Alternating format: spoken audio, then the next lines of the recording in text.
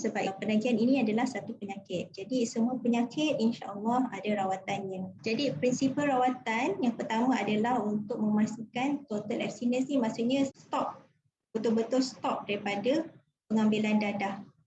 Kita punya aim yang paling ideal sekali lah. Ataupun kalau untuk serta pesakit ataupun serta klien, kita aim untuk harm reduction. Harm reduction ni maksudnya mungkin dia tak dapat stop sepenuhnya, tapi mungkin level dia tu sangat minimal lah. Level pengambilan itu sangat minimal compare dengan sebelumnya. Tapi of course yang paling ideal adalah total abstinence. Maksudnya berapa stop teruslah daripada pengambilan dadah ataupun pengambilan alkohol. So ni saya nak tunjuk contoh program harm reduction di Malaysia. Ini pada tahun 2017 kalau saya tak silap lah, KKM ada buat program pertukaran jarum siring. Tapi ini agak kontroversial lah sebab ada orang yang cakap ini kita macam menggalakkan mereka untuk mengambil dadah.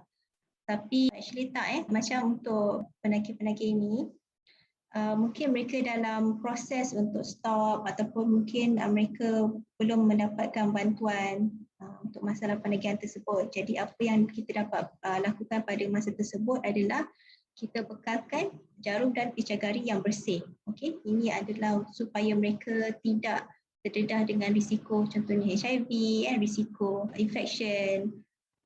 Jadi ini salah satu inisiatif untuk harm reduction. Jadi walaupun kita tak dapat bantu dia untuk stop, tapi kita dapat bantu penagih ini untuk mengurangkan risiko yang akan mereka hadapilah disebabkan masalah penagihan tersebut. Saya tak pasti sekarang ini masih berlangsung ke tak program ni. It's a very good effort lah by KKM. So dalam proses rawatan ni, klien tersebut akan ada banyak fasa lah. So fasa yang pertama ni pre-contemplation ni, masa ni seseorang tu dia tak nak stop penagihan pun. Walaupun kita dah bagi nasihat masih tak nak. So dia cakap no, I don't want to stop. Yang seterusnya kita cuba bawa yang pre-contemplation ni kepada contemplation. So contemplation dia sudah mula berfikir mungkin saya nak stop tapi tak pasti lagi mungkin. Yang seterusnya adalah preparation. Preparation ni dah decide nak stop, dah prepare lah, dah ada plan macam mana nak stop tu. Okay, dia kata I will stop. Okay, seterusnya action. Action ni dah stop. Dah tak ambil apa-apa dadah lah, dah tak ambil apa-apa bahan yang terlarang. Kita cakap fasa action. Seterusnya fasa maintenance. Fasa maintenance ni kalau dah dapat kekalkan stop, berhenti daripada pengambilan dadah ni dalam contohnya tempoh 6 bulan, kita dalam fasa maintenance. I'm still doing it. Okay. Tapi walau bagaimanapun, contohnya kalau seorang tu dah berjaya stop berbulan-bulan, setahun, 2 tahun contohnya, still ada risiko seseorang itu akan relapse, ambil semula pengambilan dadah. So kita akan panggil itu relapse ataupun lapse. Okay. Tapi walaupun terambil lagi lah, walaupun contohnya dah stop, dah berjaya stop setahun 2 tahun kan, and then terambil lagi, it's okay. Jangan rasa diri tu macam seorang yang sudah gagal. Jangan rasa down. Apa yang penting, you learn from your mistake. Okay, belajar daripada kesilapan tersebut. Okay, tengok apa yang trigger awak untuk ambil dadah walaupun dah stop setahun tiba-tiba ambil balik. So apa yang trigger masa tu? So kena identify the triggering factor tu. So lepas tu awak boleh cuba atasilah trigger factor tu. Cycle ni dia tak semestinya ikut turutan lah. So contohnya mungkin dah action, lepas tu tiba-tiba relapse ataupun dah preparation, lepas tu pergi balik contemplation. Dia tak semestinya ikut cycle lah tapi ini bagus kalau kita dapat identify ataupun dekat pengasih contohnya all the trainers tu dapat identify. Tapi rasa-rasa kalau dah masuk pengasih tu mereka dah di dalam fasa action ataupun maintenance lah kecuali kalau yang dipaksa oleh ahli keluarga tu lah. Kebanyakannya dah dalam fasa action atau maintenance, okay, which is good lah. It's a journey untuk improve yourself kan. It's a very good effort. Kenapa saya nak share fasa-fasa perubahan ni? Sebab kita boleh sesuaikan kita punya approach ikut fasa tertentu lah. Okay, contohnya kalau seseorang tu masih pre-contemplation, dia tak nak stop pun. Jadi tak ada fungsi lah kalau kita bincang strategi-strategi untuk stop kan, sebab dia tak nak stop pun. Jadi kita cuma educate lah, kita raise awareness, kita educate tentang kesan-kesan buruk masalah penagihan, tentang kesan-kesan baik kalau stop pengambilan dadah. Okey, kita educate macam tu. So kalau contemplation ni kalau dia macam nak berhenti, tak nak berhenti, dia macam 50-50 kan. Jadi kita cuba identify apa yang menyebabkan dia still tak pasti tu. Apa yang menghalang dia daripada buat keputusan nak berhenti. Kita cuba identify. Okey. Kalau sesuatu itu dah pasal preparation, okey, dia memang dah bersedia nak berhenti, okey, masa inilah kita boleh plan strategi macam mana nak stop lah, okey. So contohnya lah kalau dia ambil ais lah, mungkin sebelum ni ambil ais hari-hari, dalam satu hari tu mungkin 3-4 kali kan, okey. Kalau kita nak suruh stop terus, okey, mungkin dia punya fasa withdrawal tu akan agak teruk, okey. Jadi mungkin kita boleh plan 1 minggu ni kurangkan dulu pengambilan, mungkin ambil hari-hari tapi mungkin kurangkan ambil satu hari itu sekali saja. Okay. And then datang lagi, kita review lagi 2 minggu lah contohnya ataupun lagi seminggu. Okay, kalau dah berjaya, okay, kita kurangkan. Ini adalah strategi untuk sesuatu itu stop masalah pengambilan dadah lah. Okay. So action ni kita cuba identify apa-apa masalah yang mungkin mereka hadapi lah semasa nak stop pengambilan dadah ni. So contohnya mungkin apa-apa godaan, mungkin kawan asyik call, kawan cakap nak belanja kan, jadi itu menyebabkan dia punya motivasi tu goyah. Okay, jadi kita cuba assist lah, kita cuba bantu apa nasihat, apa strategi yang kita boleh bagi.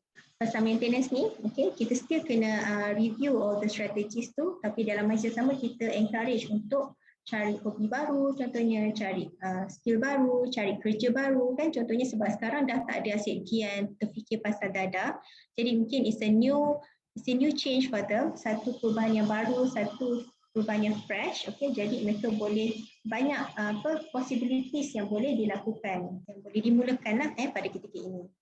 Alright, so kalau fasa relapse dah berhenti tapi relapse balik. Okay, masa ni kita kena tingkatkan confidence. Masa ni selalunya mereka akan rasa down, mereka akan rasa susah lah nak berhenti ni. Okay, kita cuba tingkatkan confidence. Okay, kita bagi all the positive remarks, kita bagi encouragement, okay, supaya mereka boleh berhenti, cuba untuk berhenti lagi, walaupun dah pernah gagal sebelum ni.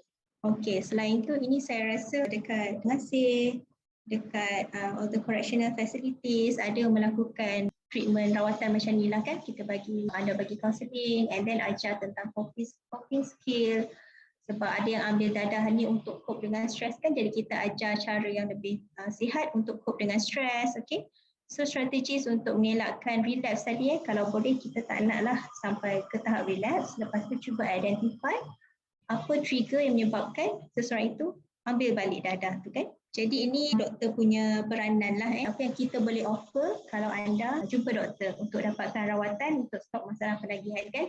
So macam withdrawal symptoms tu I believe is a very torturous phase, satu fasa yang agak menyeksa lah kan, sebab rasa tak selesa, sakit badan semua, lepas tu mood pun down kan. So itulah satu fasa yang menyeksa diri ni. Apa yang doktor boleh offer, doktor boleh bagi ubat untuk kurangkan simptom-simptom withdrawal tu semua.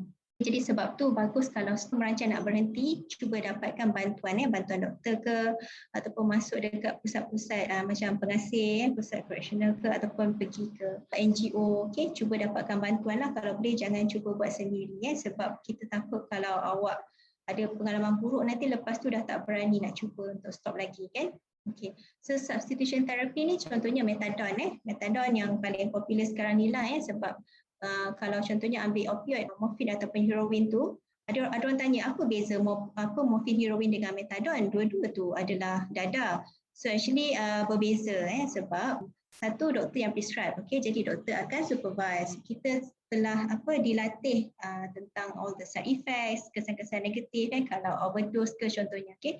So kalau metadon tu doktor yang prescribe, kita tak akan bagi overdose, okay.